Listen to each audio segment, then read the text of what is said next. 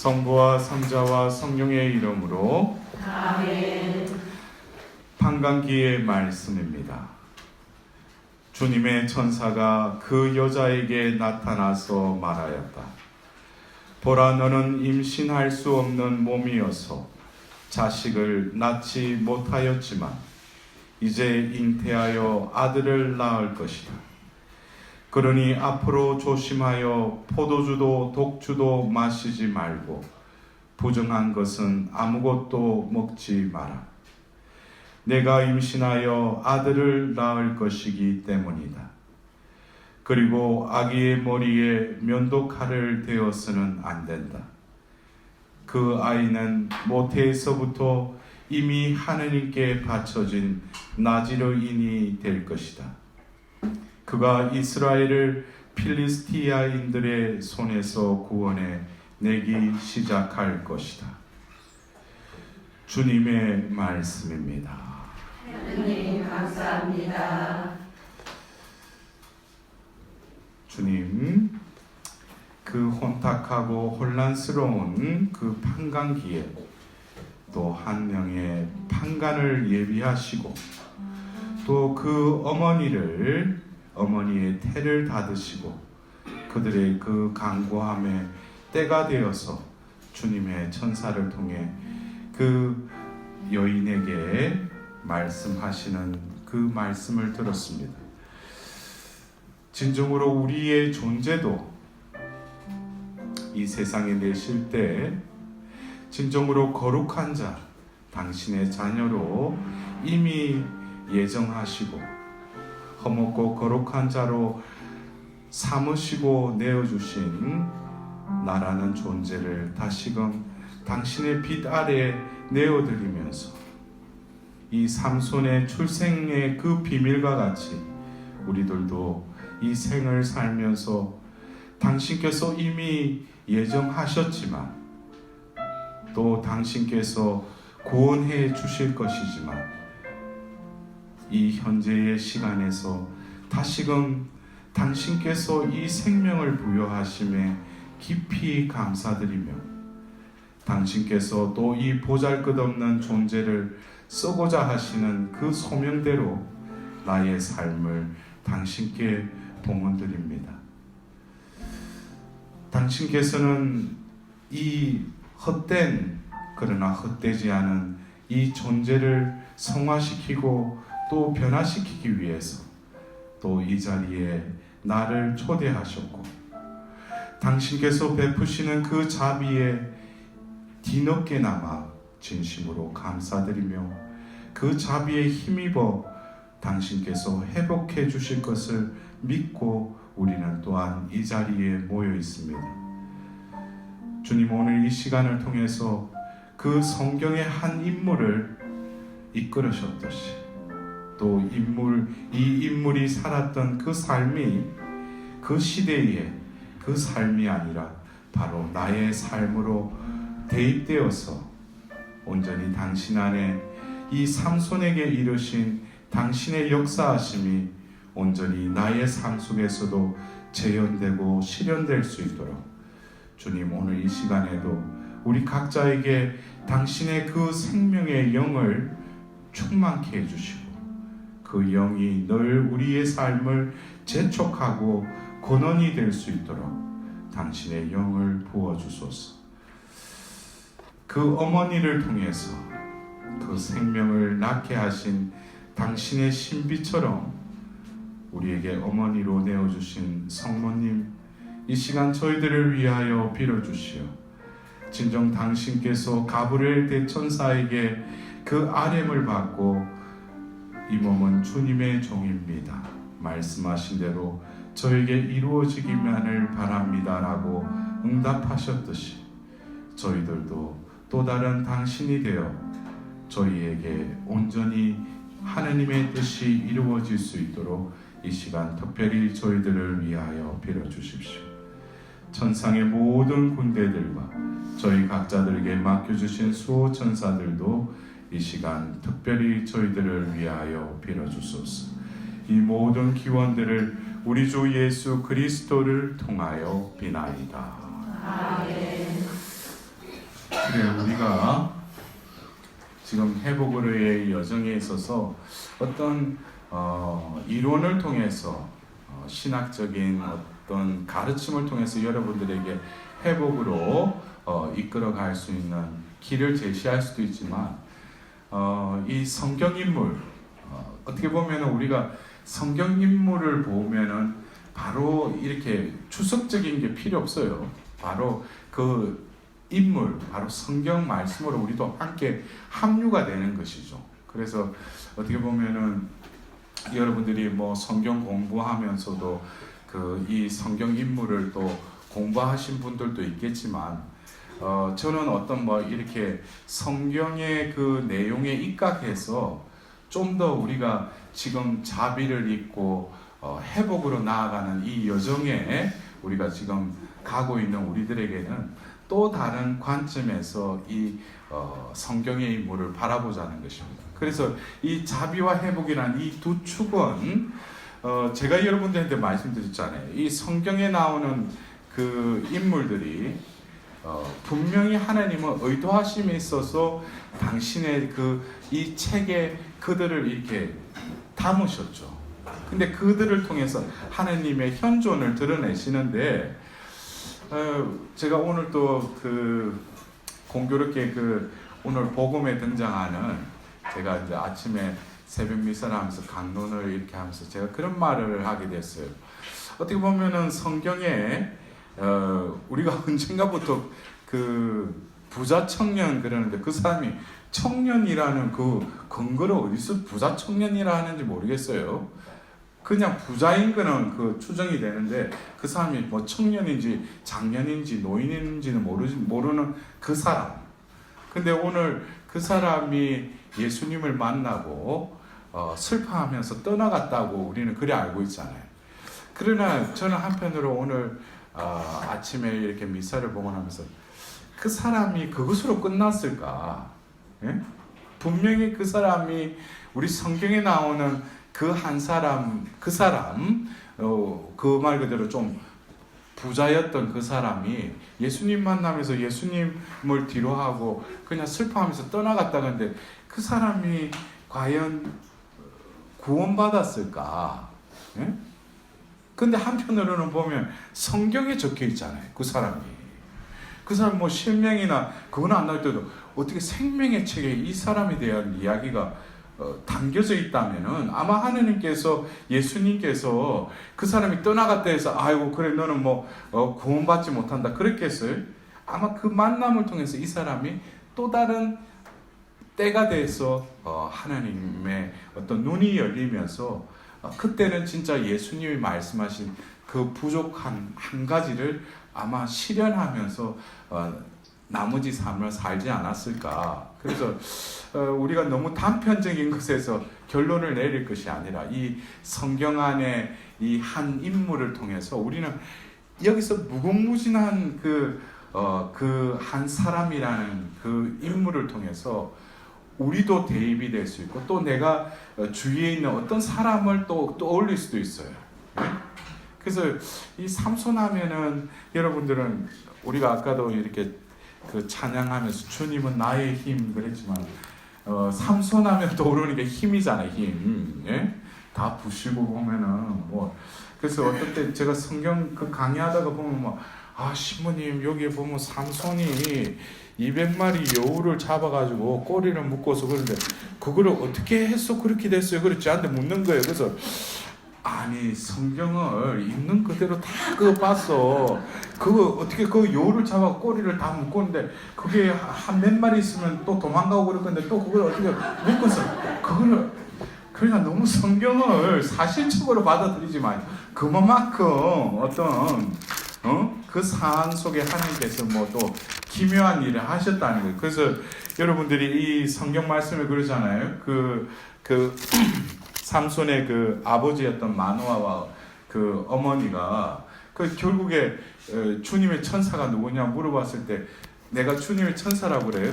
그러지 않고 내 이름은 무엇 때문에 물어보느냐. 그것은 신비한 것이다. 그냥 신비한 것이다 라고 이야기를 해요.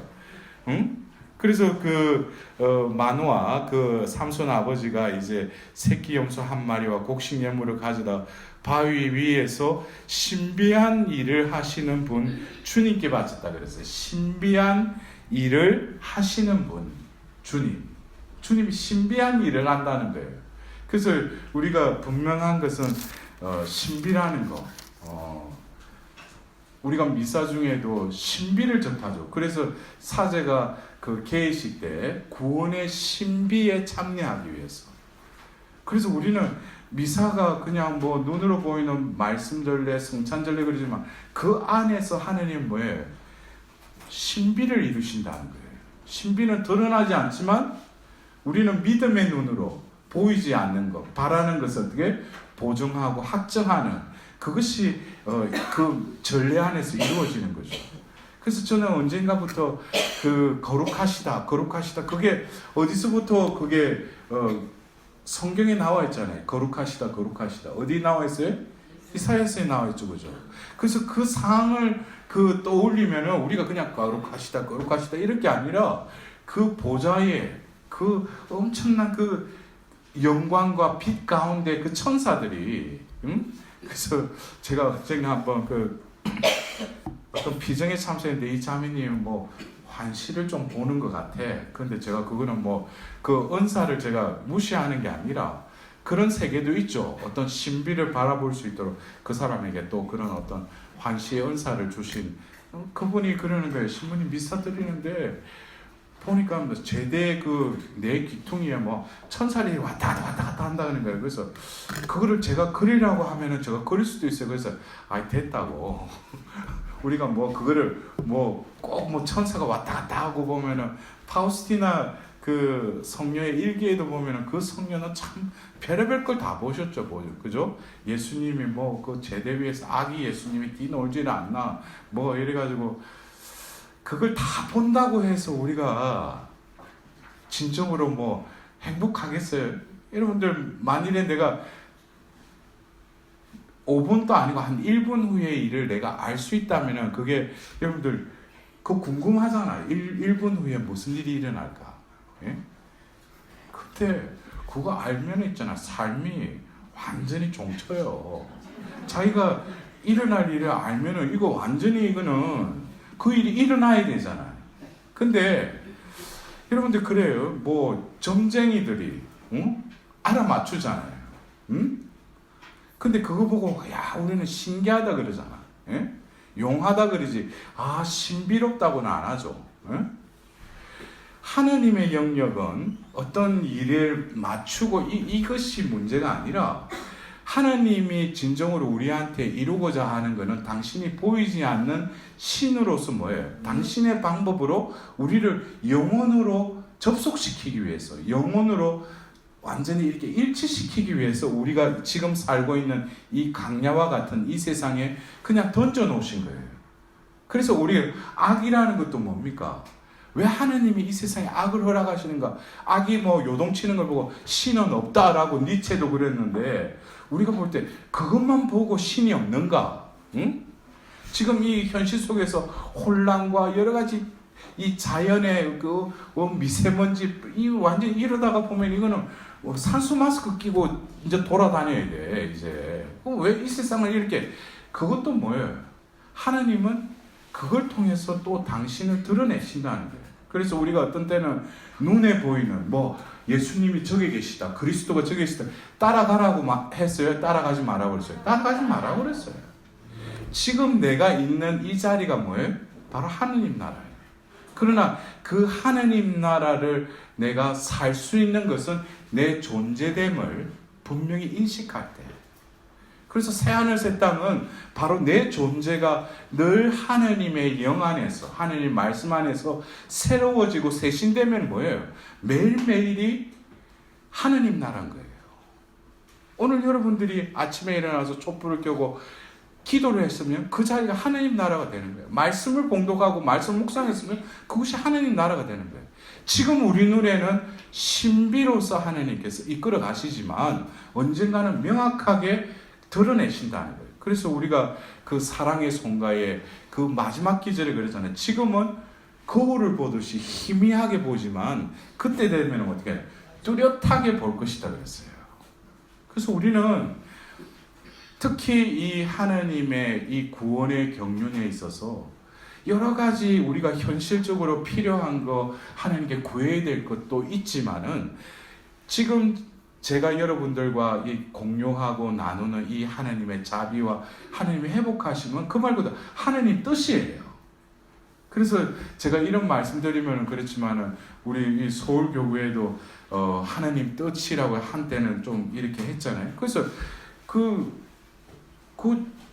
공부하고 했던 분이 제가 몇 사람한테 그런 이야기들, 신부님 강의하는 그 하나님 뜻 그 천상의 책에 나온 내용하고 똑같대. 그래서 내가 솔직히 본 적이 없거든요. 응? 근데 똑같대. 그럼 그게 신기해요? 저는 그거 당연하다고 생각해. 왜냐? 여러분들도 똑같이 천상의 책을 쓸 수 있어. 왜? 전제 조건은 뭐냐면 성령과 교통해야 돼. 성령이 나를 온전히 이끌어 가시면은 나도 하나님의 뜻은 뭐예요? 항상 똑같은 게 아니라 동일하죠. 그러니까 시대를 초월해서 하나님 뜻은 뭐예요? 늘 항상성으로 불변하다는 거예요. 그거를 하나님의 주파수를 맞추면 어떻게 되겠어요? 다들 알아듣는다는 거예요. 예? 예? 그 의미를 아시겠어요? 그래서 여러분들 오늘 우리가 이 상손하면은 그 힘. 근데 제가 이 판관기 우리가 이 창세기에서는 아브라함, 그 다음에 야곱을 봤죠, 요셉을 봤죠. 그 다음에 이 탈출기부터 해서 모세오경에 누굴 또 봤어요? 그 모세를 봤고 또 후반기에 다시금 후계자로 되는 여호수아를 봤죠. 그러면서 이제 여호수아기로 넘어가면서 지금 이제 여호수아기 때도 있었고 민수기, 신명기까지 또 우리는 누굴 봤죠? 칼렙을 봤죠. 예? 칼렙을 봤죠. 그러니까 여러분들이 이 인물을 본다고 해서 제가 왜냐면은 일단 판관기를 읽어오라. 그럼 여러분들 그래요. 24장을 다 어떻게 읽느냐?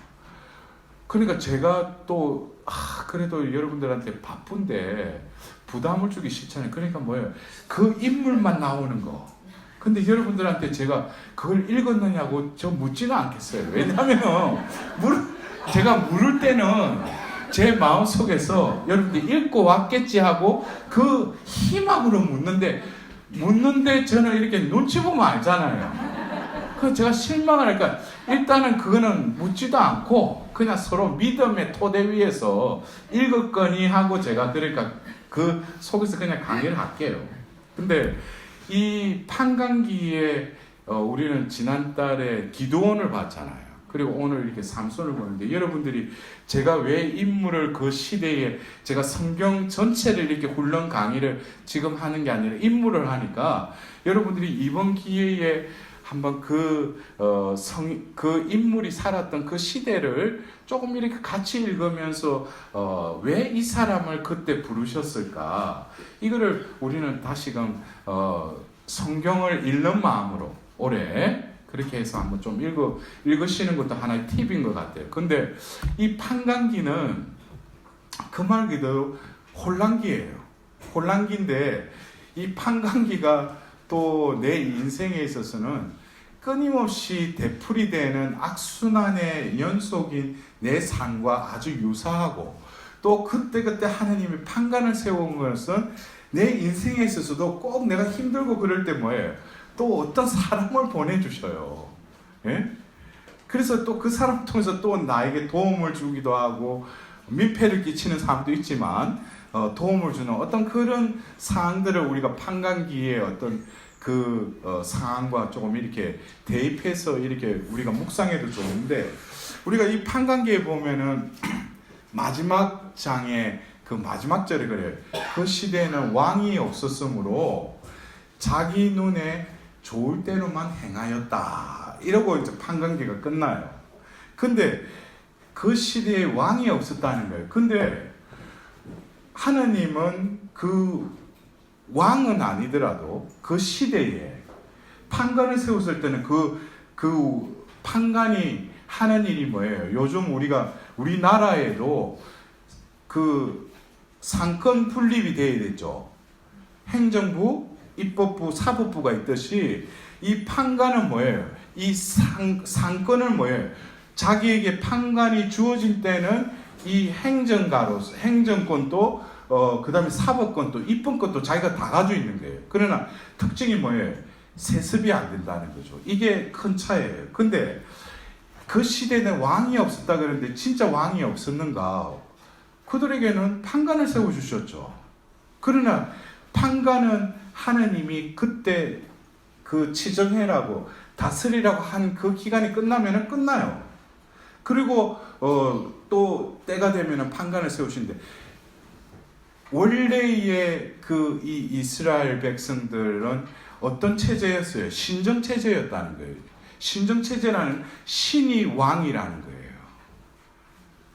결국에는 사무엘 상근에 들어가서 그 이방 민족처럼 왕을 세워달라고 해서 왕을 세워주지만 결국 그 시대에 왕이 없었다는 것은 그들이 뭡니까? 그 이방 민족들의 그것에 빠져 있었다는 거예요. 그러니까 자기들도 왕이 없었다는 거예요. 왜 저쪽은 왕이 있는데 우리는 왕이 없냐? 그러면서 뭐예요? 자기 눈에 옳게 보이는 대로만 행하였다. 그 시대의 어떤 그 결론이기도 해요. 어떻게 보면 본질이기도 하고 자기 눈에 옳게 보이는 대로만 행하였다. 근데 오늘 우리가 이 삼손을 보더라도 이 삼손이 그 태어날 때 어떻게 보면은 한 장을 할애해서 그 마노아와 그 부인 그 삼손의 어머니의 이야기를 갖고 있잖아요. 근데 이 부모를 보면은 왜 그 부모에게서 저런 자식이 나올까? 근데 아버지도 보면은 그 마노아가 이렇게 주님께 기도하는 13장 8절에서 보면은 당신께서 보내신 하느님의 사람이 저희에게 다시 와서 태어날 아이에게 저희가 어떻게 해야 할지를 가르치게 해주십시오. 이 말씀에는 이미 뭐예요? 믿는다는 거예요. 그러니까 이미 이 그 삼손의 아버지 마노아도 뭐예요? 하느님께 대한 그 신앙심이 굳건히 서 있었다는 거예요. 그리고 부인이면서 삼손의 어머니도 뭐예요?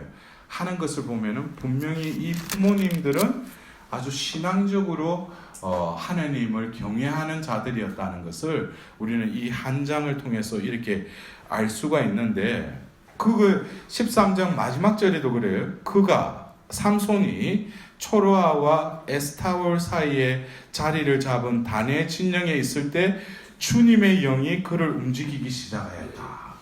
그러니까 이게 우리가 그 구약에서 그 여러분들이 이렇게 성경을 읽다 보면은 이 영, 하나님의 신, 이 스피리트, 이게 하나님이 어떤 사람을 부르면은 기름을 부으면서 그 사람에게 영이 임하셔요. 그래서 그 영이 그와 함께 하면서 하나님께서 그 사람을 이끌어 가시는 거예요. 근데 우리가 그 영이 임했는데 이 삼손 같은 경우에는 좀 특이한 게 이 영이 이제 그를 움직이기 시작하였다고 그랬죠. 그러면서 바로 14장에 보면은 필리스틴들을 이렇게 물리치리라 했는데 필리스티아 여자 하나를 보고서 자기 결혼하겠다고 하는 거예요. 근데 그것도 뒤에 보면은 주님께서 하시는 일이었다고 나와 있는데 이 14장부터 나오는 이 삼손의 그 인격체를 보면은 겉은 보면은 우리가 삼손 영화 봐도 덩치도 좋고 얼굴도 뭐 핸섬하고 근데 이 여자한테만 가면은 이상하게 보면은 엉뚱한 짓을 하는 거야 이게. 응? 이거 말도 안 되는 소리를 하고 보면 뭐 수수께끼를 내고 또 해가지고 보면 뭐 그걸 또 맞추니까 또 가서 죽이고 또 하고 보면은 또 그러니까 화가 나니까 뭐예요? 그러자 삼손의 아내는 그의 덜러리를 써준 동료의 아내가 되고 말았다. 그러니까 막 삼손도 한 성질하는 거예요. 보면은 힘도 있겠다. 근데 그 상황 속에서도 주님의 영이 삼손에게 분명히 함께 했다는 거죠. 함께 했는데 어떤 때는 뭐예요? 근데 이 여기에 삼손에 대한 이 성경의 내용들을 보면은 인간적으로는 할 수 없는 어떤 상황. 그러니까 14장에는 뭡니까? 그 사자하고 싸우는데 주님의 영이 삼손에게 들어닥쳤다는 거예요. 그러자 사자를 그냥 찢어버리죠, 그죠? 죽여버리는 거예요. 그리고 뒤에서도 보면은 그 낙타, 그 당나귀 턱뼈 하나로 이렇게 칠 때도 주님의 영이 삼손에게 들이닥쳤다. 그러면서 이제 쳐 죽이고 보면 이렇게 하는데 주님의 영이 분명히 함께 하신다는 거예요. 그런데 그 인성적인 부분, 인격적인 부분은 이상하게 너무나 주님의 영에 순응하지 못하는 그런 모습을 보는 거예요, 이 삼손이. 근데 누가 이렇게 삼손의 어떤 삶을 보면은 우리가 저도 이제 어딕션 중독을 이렇게 전공하고 이제 사람들한테 이렇게 그 중독자들 사목을 하면서 중독의 여러 유형들 해서 성경의 인물들을 보면은 여러 가지 중독에 빠진 사람들이 있어요. 예. 근데 우리가 그 성경에서 보면 솔로몬, 예? 솔로몬도 그렇고 이 삼손도 아마 이게 그 성중독에 빠졌지 않았는가. 1000명의 막 후초들을 해가지고 보면은 그냥 결국에 뭡니까? 그 다윗의 아들로서 하느님이 진짜 그 선대에서 이뤘던 그 모든 성전을 지을 수 있는 그 토대 위에서 또 솔로몬은 이제 열매를 보잖아요. 그러면서 그 지혜까지. 근데 결국에 마지막에는 완전히 타락의 길로 빠지게 되는 거죠. 그러니까 솔로몬 같은 경우에는 또 지혜도 있었어요. 분별력도 있었는데 그것은 결국 하나님의 영이 그와 함께 하셨다는 거죠. 근데 이 삼손에게 있어서는 특별히 뭡니까? 그 힘, 누구도 비길 수 없는 그 힘으로 그 삼손을 이렇게 들이닥쳤다는 거예요. 그러니까 그 순간에 주님의 영이 함께하면 뭐예요? 그 사람이 운동을 평상시에 많이 해가 힘을 키워가지고 하는 것이 아니라 그 순간에는 주님의 영이 들이닥쳤기 때문에 그거 할 수 없는, 인간이 할 수 없는 일을 그 힘이 발휘가 된다는 거예요. 그래서 우리가 이것이 주님의 영이 임해서 그 영이 이렇게 그 한 사람을 이끌어가는 데 있어서 주님이 보시니 참 좋았던 사람이 바로 다윗이에요. 다윗은 제가 참 그 전에 이렇게 성경 이렇게 보면서 야, 다윗을 보면은 참 무섭다라고 할 정도로 어떤 때는 아주 냉정해요. 냉철하고 어떤 때는 그랬던 사람이 어떻게 저렇게 바뀌어서 아주 아름다운 노래를 부르면서 시를 적는, 그러면서 또 보면 어떤 때는 아주 지략적으로 베냐민 지파를 잃기 싫어서, 왜냐하면 자기는 온 이스라엘의 왕이 되려고 그 사울 왕이 죽어서 그걸 전해오는 그 병사를 그 자리에 죽이잖아요. 그리고 자기를 욕하는 그것도 뭐예요? 다 그냥 달게 받아들여요. 왜 그러냐면은 그거를 자신이 처단하지 않거나 또 그 욕을 무시해버리고 그걸 했다면은 분명히 하나님이 세우신 이 계약 공동체는 12지파 공동체인데 사울이 소속되어 있는 베냐민 지파가 거기서 빠져나가 버리면은 이거는 이빨 빠진 거예요. 그러니까 다윗은 끝까지 뭐예요? 자기는 온 이스라엘의 왕이 되어야 된다는 걸 알았기 때문에 어떤 순간순간에도 뭐예요? 아주 지략적으로 의지를 행사를 해요. 그래서 우리가 볼 때는 그 사무엘을 통해서 영이 임했죠. 3번에 걸쳐서 그 기름을 부음을 받잖아요. 근데 다윗은 제가 지금 말씀드리고 싶은 것은 분명히 삼손 같은 경우에도 출생의 신비에 드러나듯이 이 아이는 분명히 나지르인, 태어날 때부터 거룩한 자로 이미 점지가 된 거예요. 우리 용어로 한다면은. 근데 그의 삶을 보면 분명히 하나님이 이미 그의 생명을 그렇게 해서 내셨는데, 또 그리고 그 필요할 때에 그 영이 그를 움직였는데, 그 나머지 삶은 뭐예요? 너무나 그 하나님의 이 세상에 그 생명을 내셨던 그 거룩함에 걸맞지 않는, 너무나 미성숙하는 그런 삶을 살아갔다는 것을 우리 이 성경을 통해서 보는 거예요. 그러니까 이것이 어떤 면에서 그 다윗이 왜 하나님이 다윗의 그 후손들, 왕자를 통해서 이 예수님을 낳으리라는 그 나탄의 예언까지 했냐면, 그가 죄를 지은 적이 있죠. 예? 말년에 그 바세바, 모욕하는 나를 봐 이래가지고 바세바 그 여자를 보고 또 그 하는 바람에 그 남편까지 죽이게 만들고, 응? 그래가지고 죄를 지었잖아요. 근데 그 다윗이 바로 하나님께 와서 고백을 하면서 통회하면서 하나님의 자비를 구해요. 그게 유명한 시편 51편이잖아요. 저도 이 시편 51편에 그 시편은 인간으로서 아주 우리가 볼 때는 죄를 짓고 나서 하나님께 그 애절하게 바치는 그 이 기도는 아주 아름다운 시예요.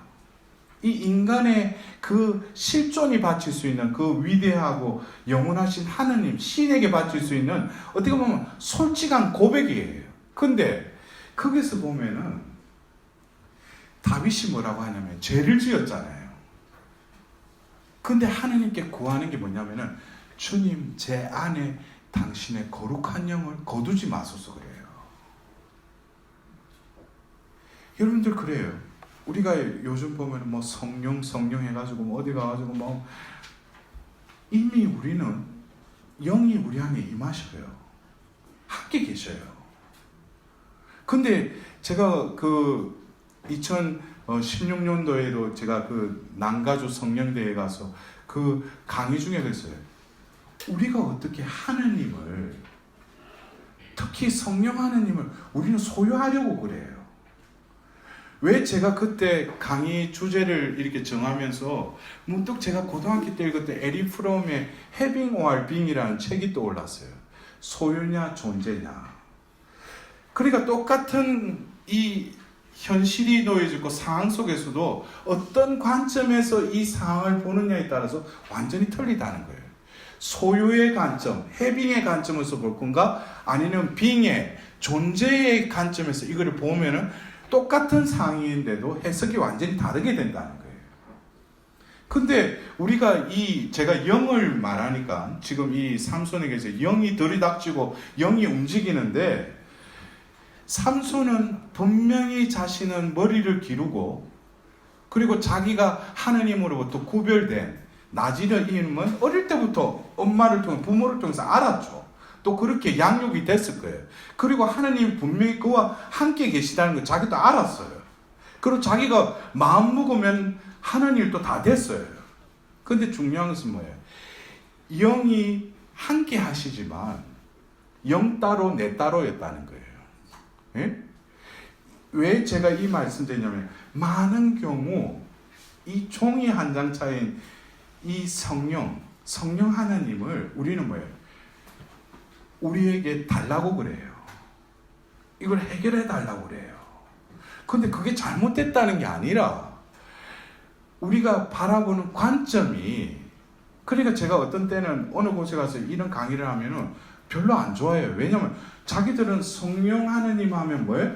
그냥 해결해 주시고, 그냥 단박에 치유해 주시고, 뭐 이렇게 응답해 주시는 그런 알라딘의 램프 같은 그런 성령으로 알고 있는데, 이 신부는 와가지고 그거를 비우고 버리고 자기 안에 머무시는 그 영을 느끼고 영의 이끄심대로 순응해라. 그러니까 이게 관점이 틀린 거예요. 저는 존재의 관점에서, 빙의 관점에서 말하는데, 해빙의 관점으로 자신은 이 성령을 알고 있는 거예요.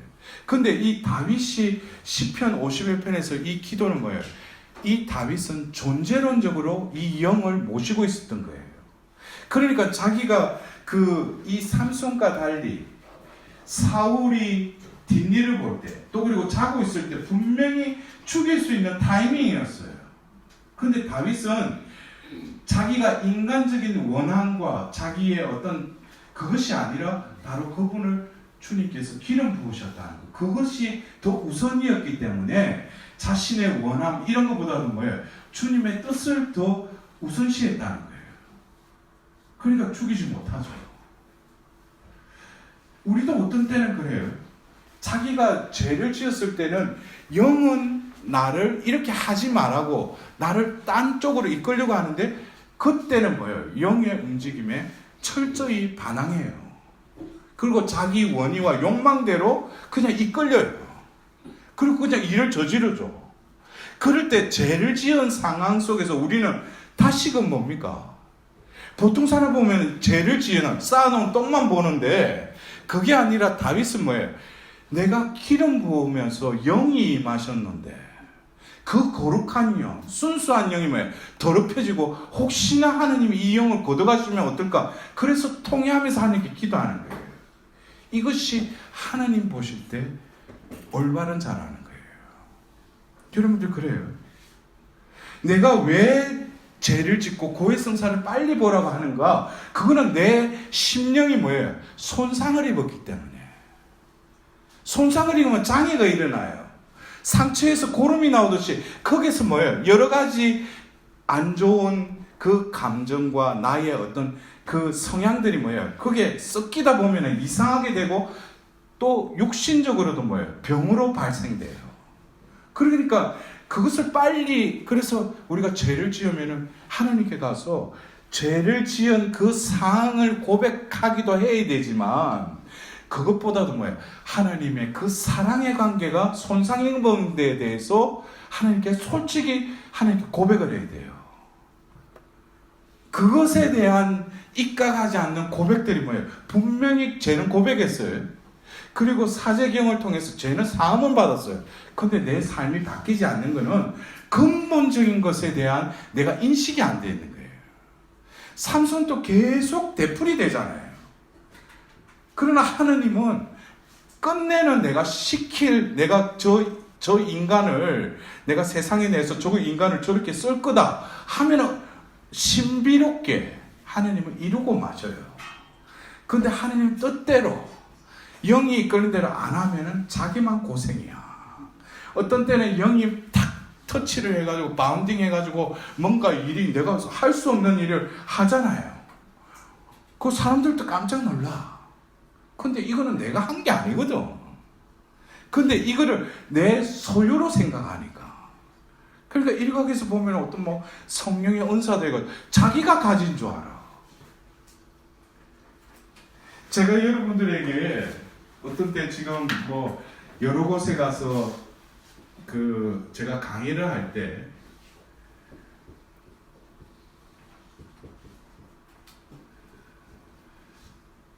캐리스마틱, 그냥 이거 캐리스마틱이라고 하는 그 은사죠. 이 은사라는 것은 하나님 선물이에요. 선물. 캐리스마. 우리가 이 교회 안에서 제가 그 어떤 뭐 특정 어떤 그 신심단체를 제가 비방하는 것이 아니라, 은사를 우리가 삶에 있어서 모든 사람에게 그 은사를 주셨어요. 왜? 하나님께서 일을 시켜야 되니까. 그래서 우리가 72인의 그 제자들을 파견할 때도 그렇고, 그 파견할 때 하나님께서 마귀를 제어할 수 있는 그 능력을 주셨다고 그랬죠. 그러니까 하나님이 우리에게 어떤 일을 하라 해가지고 그냥 일만 시키고 일을 완수해라고 하지 않아요. 그것을 일을 수행하는 것은 내인 것처럼 보이지만 그것을 할 수 있게끔 뭐예요? 그 사람한테 탤런트, 은사를 주시는 거예요. 그러면은 그 자기의 은사를 자기도 알아야죠. 어떤 사람은 그래요. 청소를 하면은 똑같은 시간에 빗자루 들고 걸레하고 이렇게 하는데, 어떤 사람은 은사적으로 해요. 근데 은사적으로 청소하는 거는 저 사람이 뭐 청소를 잘하는 게 아닌데, 뭐가 손을 대는데 보면은 뭐 천장도 다 닦고 보면은 뭐 형광등 밑에도 다 닦고, 그 은사적으로 청소를 하는 거야. 어떤 사람은 맨날 청소해도 깔끔하진 않아. 예? 이게 뭐냐, 은사적이라는 거는 똑같이 하더라도 그 안에 뭐예요? 어떤 인간적으로 이해하지 못하는 어떤 하나님의 그 능력이 그 안에 담겨. 그러니까 우리가 음식을 하더라도 그래요. 은사적으로 요리를 하는 사람들이 있어요. 그러니까 뭐 은사라는 게 꼭 뭐 우리가 하는 뭐 치유의 그런 은사 말고 각자도 어떤 사람 보여요. 저 사람 보면은 내가 마음이 울적하고 하더라도 저 자매님만 보면은 마음이 기뻐. 그리고 한마디 하는데 막 마음이 기쁘고 그런 거예요. 그거는 어떤 온유의 어떤 친절의 은사가 있는 거예요. 그래서 별의별 은사가 많아요. 예? 인사하더라도 그 사람 하면 인사하면 막 온몸이 보면은 진짜 축복이 내리는 것 같은 사람도 있고 별의별 은사가 많아. 근데 중요한 것은 이 은사라는 이 은사죠. 그래서 여러분들이 지금 그 우리 교회 안에서 그 은사적 성령 세신 캐리스마틱 이 스피리추얼 리니우먼트 해가지고 성령 세신 있잖아요. 그 외국에서는 그 앞에 꼭 캐리스마틱이라고 붙여요. 은사적. 왜? 1967년도 두케인 대학의 그 학생들이 뭐예요? 기도하던 중에 성경 공부하고 그 9일 기도 중에 뭐예요? 사도행전 2장에 그 은사를 받은 거예요. 무슨 은사? 이상한 언어의 은사를 받은 거예요. 10년 기도의 은사를 받은 거죠. 그러면서 그들이 이제 보니까 그 고린도 1서 12장에 나오는 여러 가지 은사들을 그 시대에 바오로 사도가 사셨던 그 초대교회 때에도 이미 은사가 있었기 때문에 바오로 사도가 고린도인들에게 그 은사에 대해서 적은 거 아니에요. 그리고 14장에도 보면은 그때 당시에도 그런 은사를 활용하는 기도 모임이 있었다는 거예요. 그래서 10년 기도를 하다가 어떤 이 10년 기도를 모르는 사람이 들어오면은 그거를 그만두라. 그리고 예언의 은사를 청하여라. 그러면서 내가 더 좋은 은사, 사랑의 은사를 가르쳐 주겠다. 그러니까 그 시대에도 은사가 있었던 거예요. 그러나 우리가 성령께서 은사는 기능적으로 그 지체가 교회의 전체의 그 공동선을 위해서 그거를 일을 할 수 있게끔 각 사람에게 그 은사를 주시는데 그 은사에만 머물러 있는 거예요. 우리의 존재가 은사적이 돼야 돼. 제가 지금 여러분들에게 계속 이야기하는 존재론을 왜 자꾸 다루냐면은 이 존재를 다루지 않고 내가 생각하는 나라는 존재를 그냥 난 줄 알고 그렇게 생각하고 신앙생활 하면은 백날 뭐예요? 하나님은 나 따로 하나님 따로예요. 그런데 제가 왜 창조의 이야기를 계속 왜 언급을 하느냐? 창조론에 보면 우리 인간이 어떻게 창조됐는지 말씀에 입각해서 나라는 존재를 인식해야 된다는 거예요. 그게 인식이 안 돼 있으면은 왜 예수님이 인간의 육을 취해서 2000년 전에 5000년이냐 이거예요. 그분을 왜 둘째 아담이라고 마지막 아담이라고 왜 하는가? 그는 첫째 아담을 회복시키기 위해서 하나님이 직접 육을 취하셔서 당신의 모상인 그 인간의 모습으로 이 땅에 오신 것은 바로 인간이라는 그 존재는 바로 원래 첫째 아담도 그렇게 지었다는 거예요. 그게 바로 누구란가? 예수라는 거죠. 그래서 우리도 예수처럼 살 수 있게끔 바로 창조 때 그 먼지로 빚은 코에다가 숨을 불어넣고 생명체가 되게 했듯이 이제 그는 다시금 뭐예요? 사도행전에 성령을 불어넣어 주시는 거예요. 그게 뭐예요? 새 창조예요.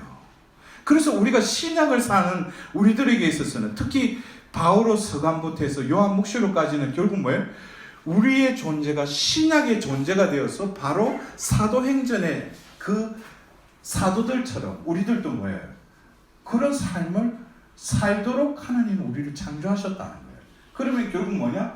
은사라는 것은 각 사람에게 어떤 기능적으로 일을 수행하게끔 하나님께 은사를 주시지만 이제 시대는 뭐예요?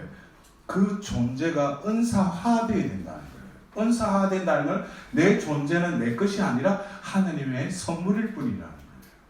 그래서 선물을 뭐예요? 당신이 주신 분이 나를 마음대로 쓰시라는 거예요. 내 존재감이 없어지는 거죠. 나라는 주체가 없어지는 거예요. 하나님이 나를 움직이시는 거예요. 이런 감각을 내가 깨닫기 시작하면 뭐예요? 그 말 그대로 니코데모에게 이야기했듯이 바람이 부는 대로 그냥 움직여지는 거죠. 사도행전 8장에 필리포스가 내시에게 세례를 베풀고 나서 성령이 그를 낚아채서 아스도스에 나타나서 복음을 전하고 있어요. 그게 뭐예요? 바로 성령의 이끌림에 그냥 바람이 불듯이 이끌리는 사람이에요. 제가 우리 그 수도의 창립자인 그 빈센트 발로티 성인이 제가 연합회 그 양성 모임을 하면서 그랬어요. 그 성인이 그 일한데 그 성인이 어떤 신자들과 함께 어떤 목적을 위해 그 뭐 어디 갈 곳이 있어 가다가 보면은 그 성인이 사라져 버린대요. 딴 방향으로 간대. 그래서 신부님 어디로 가냐고 그러는데 그냥 신부님 아무 말 안 하고 딴 데로 간대. 근데 거기 가서 따라가 보면 그게 이 신부님 필요로 하는 어떤 사람이 있는 거예요. 그러니까 이게 뭐예요? 성령의 사람은 내가 계획이 잡혀 있어도 성령이 이끄신 대로 그냥 움직여진다는 거예요. 여러분들 이것이 어떤 면에서는 다른 사람들 보면 저 미쳤는 거 아닌가? 근데 원래 기적을 쫓아가는 사람이나 신비를 쫓아가는 사람 틀려요. 눈에 보이지 않는 하느님의 이끄심은 눈에 보이는 기적하고 틀려요. 그래서 저 사람이 왜 저리 사는가? 저 사람이 왜 성체 접시가지고 저를 몇 시간 동안 조는지 저거 앉아있는데 그건 우리가 다 쉽사리 이렇게 판단하면 안 돼요. 영이 이끄시는 대로 이끌리는 사람들이 있다는 거예요. 그래서 제가 이게 말이 조금 이렇게 나갔는데 여러분들 다시금 우리는 이 삼손의 삶을 통해서 하나님 분명히 그를 지원받을 때부터 또 사는 동안에 하나님께서 함께 하셨어요. 그러나 그의 삶 따로 하나님의 영이 또 이끌리는 대로 살아가는 이 삶이 이분화되어 있었다는 거죠. 우리도 그래요. 살면서 내가 하나님 은총 받아서 하나님한테 기뻐했다가 또 피좀 갔다 와서 집에 와서 어느 당분간은 어떻게 잠깐 제정신이 아닌처럼 살다가 또 뭐예요? 제정신으로 또 돌아오죠. 그러니까 이게 내가 그러한 존재일 수밖에 없다라는 걸 빨리 인정해야 돼요. 그리고 이 판광기의 악순환처럼 계속 이거는 되풀이 될 거야. 근데 어느 때가 되면 뭐야? 내가 선택을 해야 돼요. 결단을 내려야 돼. 이제 내가 이렇게 살 거냐? 계속 이렇게 질질 끌려갈 거냐? 내 육의 욕망대로 육적인 열매와 성령의 열매가 양분되어서 이거는 뭐 쑥대밭도 아니고 어떤 때는 성령의 열매가 맺어졌다가 어떤 때는 육의 열매가 불쑥불쑥 이렇게 솟아나고 이런 삶을 살 거냐? 선택하라는 거예요. 중요한 것은 하나님은 내가 원하는 대로 다 해주셔요. 왜? 신앙은 어떤 경우에는 내가 선택하라는 거기 때문에. 그러니까 신명기 30장에도 보면은 분명히 모세가 모압 평지를 앞두고 자기는 못 들어가면서 그 이스라엘의 세컨 제너레이션 이 세대들한테 물어요. 너희들 오늘 죽음과 생명, 축복과 저주 중에 너희들 선택하라 그래. 그러면 말도 아니게 보면은 축복과 생명을 선택하죠. 그게 뭐예요? 하나님을 전적으로 사랑하고 하나님 말씀대로 순종하며 살아가는 거. 얼마나 심플해요. 우리도 그걸 다 알잖아. 근데 우리가 신약을 사는 우리들에게는 구약의 돌판에 새겨진 그 법을 준수할 게 아니고 법을 준수할 게 아니고 우리는 뭐예요? 내 마음에 새겨진 그 영의 법에 뭐예요? 따르기만 하면은 하나님을 사랑하고 이웃을 그냥 제목같이 사랑할 수 있게끔 하나님의 원래의 그 피조물대로 뭐예요? 우리를 다시금 재구성화시키고 재창조시킨 그것이 바로 나라는 존재라는 거예요. 그거를 내가 빨리 깨닫지 못하면 뭐예요? 매번 뱅뱅 도는 거죠. 이 판광기처럼. 그러나 하나님은 때가 되니까 뭐예요? 그 악습, 특히 여자에게 빠져 사는 이 삼손. 결국 드릴라의 무릎에 베어가지고 자다가 짱꼬대식을 해가 내 머리에서 그 머리 자르면 이제 힘이 없어지고 결국에 그런 말은 악습 때문에 결국 다 잘리고 보면 눈까지 뽑힌 채로 보면 이제 감옥에 들어가서 이제 그랬죠. 여러분들 제가 요셉 하면서도 그 감옥에서 2년이라는 시간이 어떻게 보면 요셉에게는 아주 중요한 시기라고 했잖아요. 어떻게 보면 이 고통의 순간 모든 걸 다 잊고 하나님이 부재한 것 같은 이 공허한 이 시간대가 뭐예요? 하나님께서 이제 그 존재를, 알맹이를 바꾸는 시기예요. 하나님이 그동안에는 그놈이 몇 천 명 죽이고 뭐 해가지고 뭐 별의별 짓을 다 하더라도 하나님은 그 영은 떠나지 않으셔요. 여러분들 아셔야 돼. 한 번 주어진 영은 그 안에 머물러 계셔요. 근데 사울 같은 경우는 영이 떠나고 사탄이 들어갔다고 그러죠. 그런 경우도 있지만은 하나님의 영은 떠나진 않으셔요. 그러나 내가 그 영의 감지함을 모를 뿐이지. 왜? 내 것으로 완전히 영이 탄식하고 있으니까. 그래서 결국 이 삼손이 눈도 보이지 않아요. 완전히 모든 게 다 잃었어요. 힘도 없어요. 근데 성경에서는 머리카락이 이제 조금씩 자라기 시작했다라고 딱 적혔어요. 근데 진짜 머리카락 이게서 힘이 나오겠어요? 그건 아니에요. 어떤 나지르인, 성별된 거룩한 자로서의 삶을 살면서 머리를 자르지 마라. 그리고 이 여러분들 나누어드린 그 민수기에도 보면은 민수기 6장 7절에도 하나님에게 봉헌한 표를 머리에 지니고 있기 때문이다. 우리가 그 묵시록에 보면은 그 14만 4천 명의 이마에 뭐가 적혀 있다고 했어요? 아버지의 이름과 어린 양의 이름이 다 적혀 있다고 그랬어요. 여러분들도 그래요? 우리가 그냥 인호 바뀌었다 그냥 우리에게는 그리스도인이라는 하나님의 표식이 이미 박혀져 있어요. 그래서 우리도 또 다른 나지르인은 아니더라도 머리는 깎아야 되지만 하나님께서는 당신과 이런 서약한 거, 당신께서 하시겠다는 거 신실하게 하나님은 그것을 지키시죠. 충실하게. 그러나 내가 끊임없이 그걸 어길 뿐이지만 중요한 것은 뭐예요? 그 머리가 자라나기 시작했다는 건 하나님께서 다시금 그의 그 안에 육적인 것으로 뭉그러졌던 하나님의 그 힘의 원천을 다시금 정화시키시는 거예요. 그러면서 머리카락이 자라면서 또 한편에 그 다곤 신을 숭배하는 그들의 모임에 가서 이제는 마지막에 뭐예요?